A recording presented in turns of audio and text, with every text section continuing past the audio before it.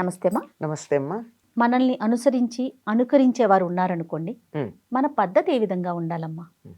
For example, నాకు అనంతమ్మ అంటే మా మా అమ్మతో సమానం. సంతోషం తల్లి.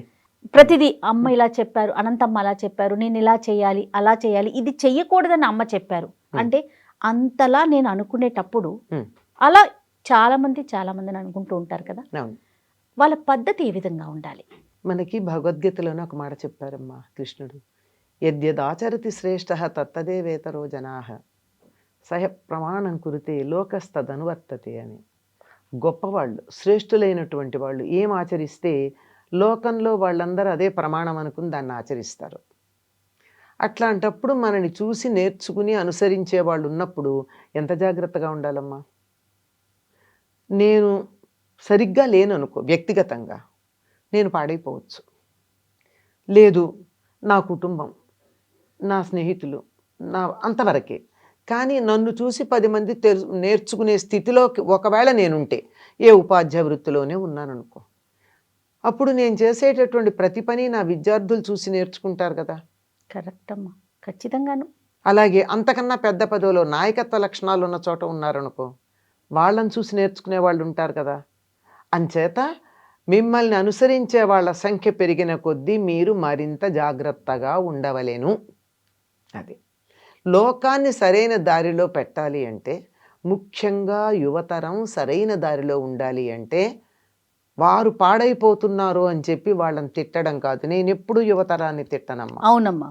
వాళ్ళు మంచివాళ్ళు, బంగారాలు వాళ్ళు. వాళ్ళకు ఆదర్శం మనం చూపించట్ల. ఎట్లా ఉంటే బాగుంటుంది అని వాళ్ళకు ఆదర్శం చూపిస్తే వాళ్ళు అట్లా ఉంటారు. వాళ్ళకి ఏమీ లేకుండా వీళ్ళు అట్ట అయిపోయారు ఇట్ట అయిపోయారంటే ఎట్లా ఉండాలో వాళ్ళకి నువ్వు చెప్పావా? చెప్పలేదు కదా. పోనీ నోటితో కూడా చెప్పక్కర్లేదు, ఒక చక్కగా ఒక ప్రవర్తనలో చూపించవచ్చు. ఒకప్పుడు మా చిన్నతనంలో అందరూ కోటు లేకపోతే కనీసం షర్ట్కి ఒక గులాబీ పువ్వు పెట్టుకునేవారు. ఎందుకు? చాచా నెహ్రూ పెట్టుకునేవారు కాబట్టి, ఆయనలాగా ఉండాలని. అంతే కదా. కొంతకాలం ఒక్క చెవికి లోలకు పెట్టుకుని తిరిగారు మగపిల్లలు. ఎందుకు? అదేదో టీవీ సీరియల్లో అలా పెట్టుకున్నారు కనుక. కొంతకాలం మగపిల్లలు పిలక పెట్టుకు తిరిగారు, చాణక్య సీరియల్ వచ్చిన రోజుల్లో. అంటే ఏమిటి? ఎలా మనం ఒకళ్ళని నమ్మామంటే, ఒకళ్ళని ఇష్టపడ్డామంటే, ఆ ఇష్టపడినటువంటి వాళ్ళలాగా ఉండే ప్రయత్నం చేయడం సాధారణంగా చాలామందికి అలవాటు. ఇప్పుడు ప్రజలు అలా ఉన్నారు, యువతరం అలా ఉన్నారంటే వాళ్ళని ఈ విధంగా ఉంటే బాగుంటుంది అని ఒక ఆదర్శం చూపించినటువంటి వాళ్ళు లేరు. అవునమ్మా.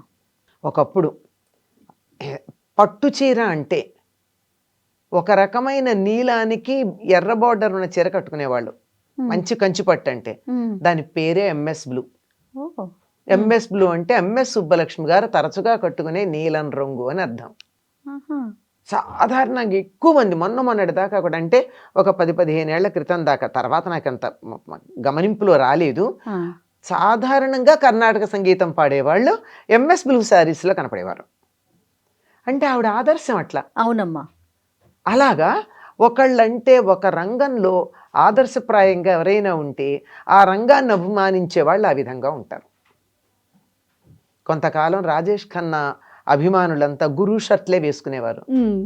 ఈ మధ్య కాలంలో ఈ వేస్ట్ కోట్లు వేసుకుంటున్నారు. దానికి ఆదర్శం ఎవరో మనకి తెలుసు, చాలా మంది వేసుకుంటున్నారు, అది వరకు లేదు.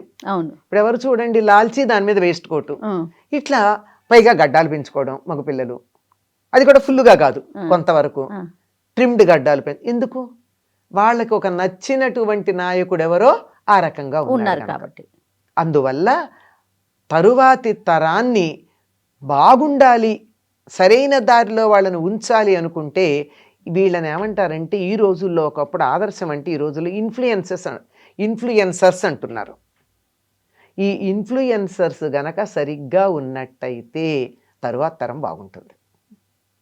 అందుకే కొన్ని మంచి వాటికి కొంతమంది బ్రాండ్ అంబాసిడర్లుగా తీసుకుంటూ ఉంటారు కొన్ని కంపెనీల వాళ్ళు. కొంతమంది చాలా గొప్ప నిబద్ధత కలిగినటువంటి వాళ్ళు, వాళ్ళకి కోట్లు ఇస్తామన్నా కొన్ని రకాలైనటువంటి కూల్ డ్రింక్స్కి, తర్వాత హార్డ్ డ్రింక్స్కి మేము Promotion బ్రాండ్ అంబాసిడర్స్గా ఉండి ప్రమోట్ చెయ్యము అన్న వాళ్ళు ఉన్నారు. Hats off to them. Yes. కొంతమంది వాటిలో పడిపోయి వాళ్ళ కెరీర్ని పాడు చేసుకున్న వాళ్ళు ఉన్నారు. పేర్లు నీ చెప్పక్కర్లా, చాలామంది కళ్ళ ముందు చాలా పేర్లు కనపడతాయి. అవునమ్మా. కనుక ఒకళ్ళకి తరువాత తరం బాగుండాలి అంటే జంజీ అనే పదం వాడుతున్నాం వాళ్ళని. వాళ్ళకి బాగుండాలి అంటే ఈ ఇన్ఫ్లుయెన్సర్స్ అని చెప్పేటటువంటి వాళ్ళు చక్కగా ఉండాలి. ఉదాహరణకి నేను ఎక్కువగా చెప్తూ ఉంటాను, యాంకర్లు ఉన్నారమ్మా, అమ్మా, వాళ్ళు కానీ చక్కగా ఉంటే ఫలానా యాంకర్ అట్లా ఉంది అని చెప్పి అమ్మాయిలందరూ చక్కగా ఉండరా? ఖచ్చితంగా ఉంటారమ్మా. మీరు ఒకళ్ళు ఉన్నట్టుగా మనం ఎందుకు ఉండాలమ్మా? నమ్మి ఇది మంచిదే అని మీరు అనుకున్నప్పుడు దాన్ని అనుసరించవచ్చు కదా.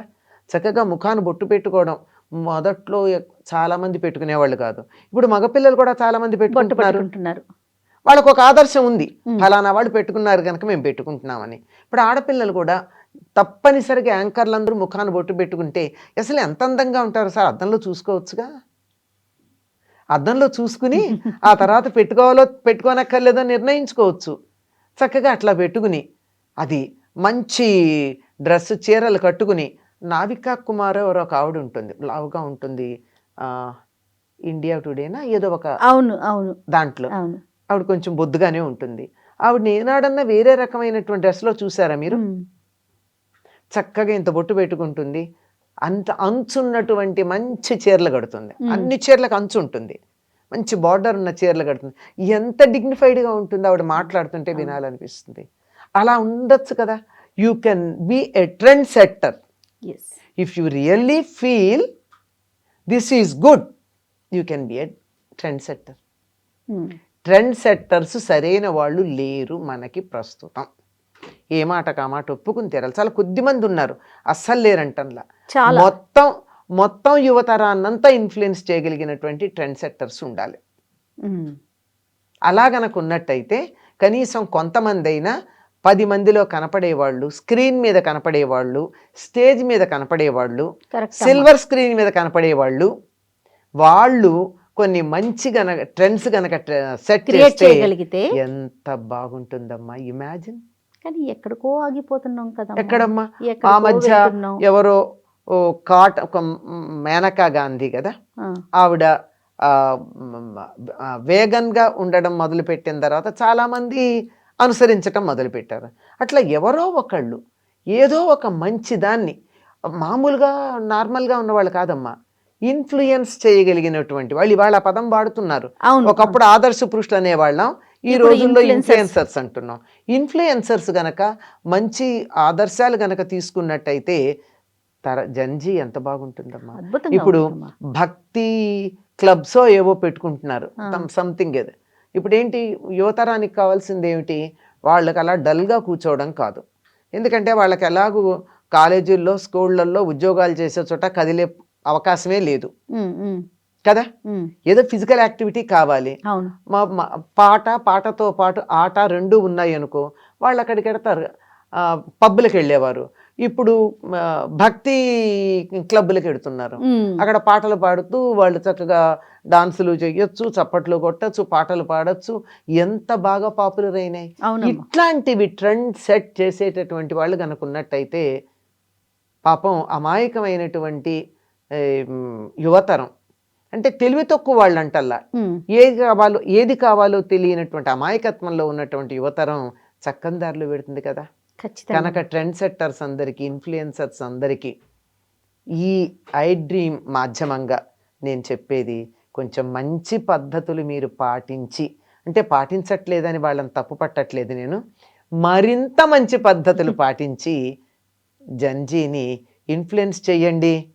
మీకు మంచిది, మీ పిల్లలకి మంచిది, భవిష్యత్ తరాలకు మంచిది. అద్భుతం అమ్మా. నమస్తే. నమస్తే అమ్మా. And for more videos, please subscribe to iDream. Please subscribe to iDream. Please subscribe iDream. And please subscribe to iDream. For more videos, subscribe to iDream. please like, share and subscribe to the channel. Congratulations, iDream. Subscribe to iDream. Subscribe to iDream. So subscribe to iDream Media. iDream ki iDream team andarki huge congratulations. Please subscribe iDream Media. Please subscribe to iDream. Subscribe iDream. Please subscribe to iDream. I dream అంటే నా కళల ఛానల్ను subscribe చేసుకున్న నోరు తిరుగుతలేదు, మీరైతే గంట గుర్తు కొట్టండి. For more such videos, please subscribe to iDream. Subscribe to iDream. Please subscribe to iDream. Please subscribe iDream Media. Please do subscribe to I dream. Please subscribe to iDream Media. For best entertainment and information, please subscribe iDream. And don't forget to subscribe to iDream.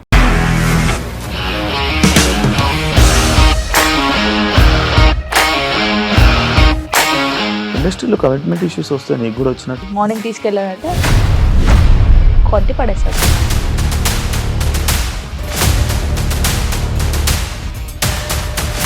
ఒక్కళ్ళు కూడా చూడలేదు ఈ cinema అని చెప్పడానికి కూడా చాలా ధైర్యం కావాలి. అది నిజం కదా, దాంట్లో ధైర్యం ఏంటి ఇది? నెక్స్ట్ డే ప్లేట్ మార్చేస్తే తప్పు కదా. As of now we are comfortable this అని నేను అనుకుంటున్నాను. రష్మిక గారిది మీది ఒకే ఊరంట కదా. నీకు కోపం వచ్చిందంటే బాగా తిట్టేత్తరా? తిట్టేద్దామండి. నిజంగా గేమ్ ని ఎలా చేంజ్ చేయగలిగారు? ఏపీఎస్ఎఫ్సి వాళ్ళకి 6 నెలల్లో నేను 6 లక్షలు కట్టా. బిజినెస్ చేయాలనుకుంటే it is as difficult as riding a tiger.